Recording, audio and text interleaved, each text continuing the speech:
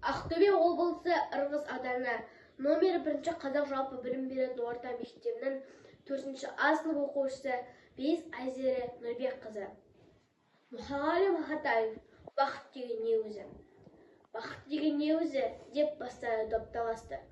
Бірі оны үйден іздеп, бірі қырдан арасты. Бірі айтады, бақыт деген барлық байлық емес пе? Керегенше кейбістен бақыттысын емес пе? Бірі айтады, жоқ, бақыт деген қолын жетпес мансап қой. Жұрттан гөрі жүрсен ерек, соның өзі жақсат қой. Бір айтады, бақыт деген жүйрік мініп той тойлау. Ісім болмай күйбен менен қарным тойса картон ойнау. Бір айтады, бақыт деген адал жан мен перзент қой.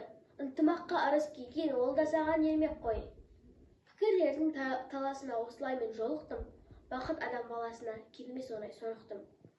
Безбеймін мен баладан да, байлықтан да, жардан да. Мансап жетпес, бар адамға үлестіріп алғанда. Үміт үзбей іздейді олар, тыңдап сол бір жақытты. Оны алса іздемеген жүректен тап бақытты.